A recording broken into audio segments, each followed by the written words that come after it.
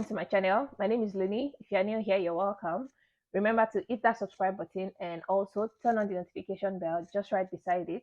That tells you every time I upload a new video, and then you don't have to like search or wait for YouTube to suggest my videos to you. And to the returning subscribers, you guys already know I love you guys and I always appreciate the support. And I've not had breakfast. It's past 12 already, so I'm going to be having this smoothie in the course of this video. Also, I also need to mention that Obi works from home, so you could also hear somebody coming in and going out. I'm in the living room, obviously. So anyway, so as you can already tell by the title of this video, I ended up calling emergency services and also going to the emergency department of the hospital. And I just want to share that experience with you guys. So this is September. Today is on the 8th that I'm making this video, and this happened to me 2 Mondays ago. I'll probably put the date somewhere here. I don't want to have to like start thinking about that. But before then, my kids had been on holiday, their usual long holiday, 6 weeks. And during the holiday period, my schedule was kind of flexible in the sense that I started going to the gym back in June, yeah. And I'll do that at any time of the day. It could be in the morning, it could be in the evening, and whatever was comfortable for me, to be honest. And then at some point, I couldn't do evenings anymore. I had to start doing mornings. So usually we sleep in the morning because we don't have to like do school runs and all of that.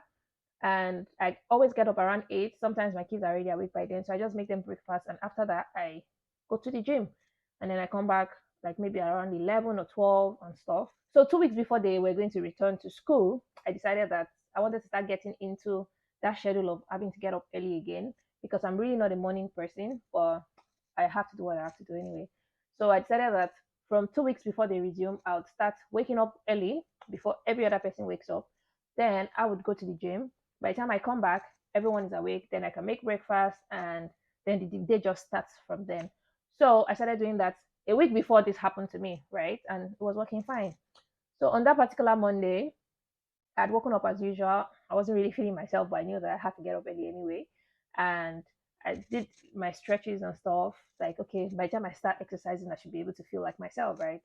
And I headed out to the gym. Now, that particular day was also a bank holiday here in the UK. So I didn't factor that in. And by the time I got to the gym, I realized that they were not going to open until about 11. So, and this was like past 7 in the morning. So obviously I could not wait. I said, okay, I'll go back home, and if I can make it back that same day, fine. If not, I'll just let that day go. So I went back to the car park, and as I was about to get into the car, I felt a sharp pain in my chest, and like that pain shot from my chest through to my back. And I'd opened the door of the car, obviously, so I just fell right into the car seat, like I could, because obviously I could not stand. And then I fell into the seat, but I was going to rest my back. I couldn't rest my back. I had to lean forward. I was in so much pain, and at the same time, I could not breathe. Like, guys, I just went straight into panic mode because the next thing that was in my head was, am I having a heart attack? Like, guys, I was literally like very scared, and I could not breathe. I was in pain. I couldn't sit back. I couldn't do anything. And I just kept on shouting, blood of Jesus. Yes, I'm a Christian. And when I'm panicking or when something bad, I feel like something bad is about to happen, that's the next thing that I do. I start to shout blood of Jesus. Like, it's easier for me to shout blood of Jesus before I even start to think about praying or doing any other thing or whatever. So this happened like for like the next 3 to 5 minutes. Like I couldn't breathe. Then I remember that I'd seen a video somewhere that said, "Oh, if you think you're having a heart attack or something, start to take deep breaths and stuff like that." So I started to try to take deep breaths, even though it was really painful to do that. But I just told myself, "No, I'm not going to go like this. Like this is not the way I'm going to die." I was just trying to take deep breaths, and I think I was telling God that, God, just help me. I don't want to die. Like I was really, really scared. So anyway, then when I was a bit calm, I picked up my phone to call my GP because that was like the next thing that came to my mind. Like, let me call the hospital. And then as soon as I dialed the number, I started to hear them say, "Oh, if you're having chest pain and you cannot breathe and hang up now and call 999." So like, and that was like the symptoms I was having, like chest pain, and I could not breathe. So I just hung up, and I was about to die 999, but I just thought about the fact that I'm in a public space. The fact that the gym wasn't open. My gym, by the way, is in a mall, like beside a mall. So most times that place is like a busy area. But because of the bank holiday, most of the stores were not open. The gym itself was not open. So there was literally nobody around. So and it was just like a 5 minutes drive from there. So I just told God that, God, please help me. Let me be able to drive back home, be with my family in case anything was to happen. Thank God nothing happened. But anyway, so I prayed that God should just give me that strength to be able to drive back home. And then when I get home, I was now going to call the emergency services. And guys, if you saw me while I was driving, all the cars behind me were just like overtaking me because I was literally just going as slowly as I could, just in case anything was going to happen. And then when I got home, as soon as I drove into the car park, I dialed 999. By this time, guys, I could actually not, like, I was breathless. Like, I was literally, and I was in pain and I was crying. So the operator who picked up the phone, started telling me to try and calm down, asked for my address. While I was on the phone with her, I managed to like walk into my flat, and that was when my husband like met me at the door because I think I had called him at some point before I left the gym. So anyway, the operator said, oh, she asked for my address, my name, my age, and things like that. Asked about how I was feeling and said, okay, she was going to send in somebody, and she said she was going to also stay on the line with me to be sure that just in case if anything changes, guys, I'm still not myself. So just in case you see me like panting, it's still part of what I'm still feeling currently.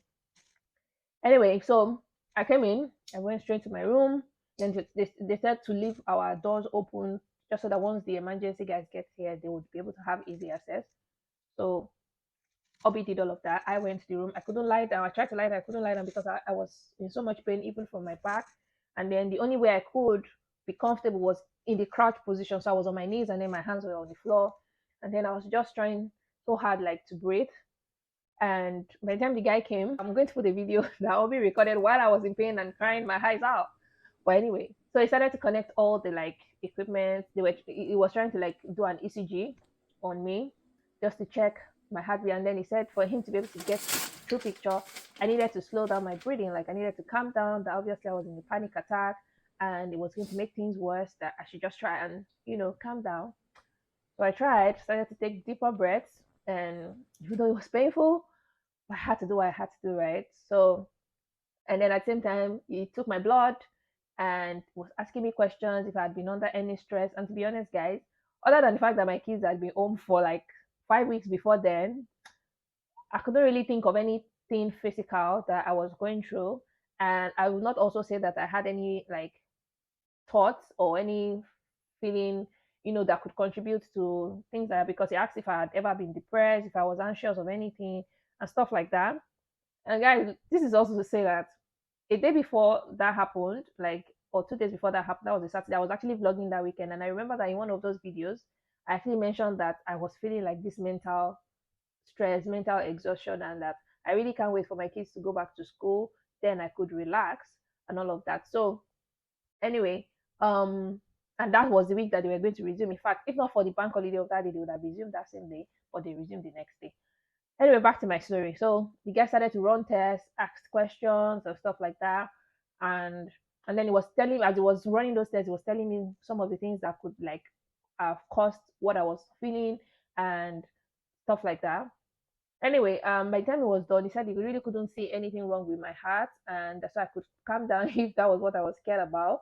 That, but he was going to refer me to Are the you emergency normally okay with department things for more like tests, and that ibuprofen or if I had like anything paracetamol? relief in the Have you got house, any in the he house? was asking if we had pain relief, No. if and what types, and if I could just take some, just to be able to like feel some form of relief before heading to the hospital. Anyway, so once it was done, and he gave me like a referral letter, then printed like scanned copies of the ECG that he did, and included that for what I was going to take to the hospital. Then I had to take Uber because Obi had to obviously stay with the kids, and I could not drive, and I had to do like an Uber down to the hospital. where they also had to like do the same ECG, but this time around they did like the observation for like longer periods of time, and also had like run blood tests because they mentioned that if something was wrong with my heart, it would have sent signals to my blood, so they needed to run the blood test. And guys, I was there for 4 hours. Like I had not even had breakfast as at the time this happened, so I had to like go there. There was a cafeteria in the hospital, and I went to get something to like just eat and drink, because I was in pain. Even while I was in the hospital waiting, they had to give me like pain relief medication just because they literally could see how I was like in so much pain. And to be honest, my test results still came back saying nothing. Like they couldn't really see anything and they couldn't understand why I was in so much pain. But they gave like different types of scenarios and that they would actually need to observe me for a while and they were going to prescribe medications for me. So that was what they did. And as I yesterday, I had a follow up appointment with my GP, but we're still waiting for the 2 week mark for me to like run all my medications and then they can see if they need to run more tests. But to be fair, by God's grace, I'm not expecting them to find anything wrong with me. I'm just not the kind of person to feel this kind of way. Like I like to feel like myself. And if something is wrong with my body, I'm always very concerned because I just don't want any, I don't like uncertainties and then I don't like any surprises. Like if I don't fall sick. Yeah, occasionally I could be stressed, but I rarely fall ill. I rarely go to the hospital. So, and one thing about my body is you always tell me when something is wrong, and I take that cue to get the much needed rest or get whatever medication that I need to get. And so I'm not hoping for them to find anything. I still feel out of breath for most of the time. Like I'm just doing one little activity, but I'm feeling like I've done so much.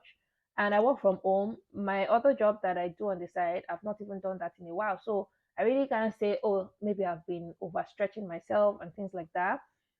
But overall, I'm still on medication for the pain, and I still feel some type of way. But by next week Monday, I'm going to like go for my follow up appointment, and fingers crossed everything comes out great. And guys, that experience was a first for me, and I really, really was scared. Like, I just thought to myself, no, I'm not going to die. Like, I'm too young, like, to even have heart issues. I don't think anybody in my family has any heart problems. I don't think there's an history of anything like that in my family. Because those were some of the questions that they also had to ask me, or if I was on any unprescribed medications. I don't even like drugs, so the only thing I could do is multivitamins, and they have to be all those sweet or chewy ones.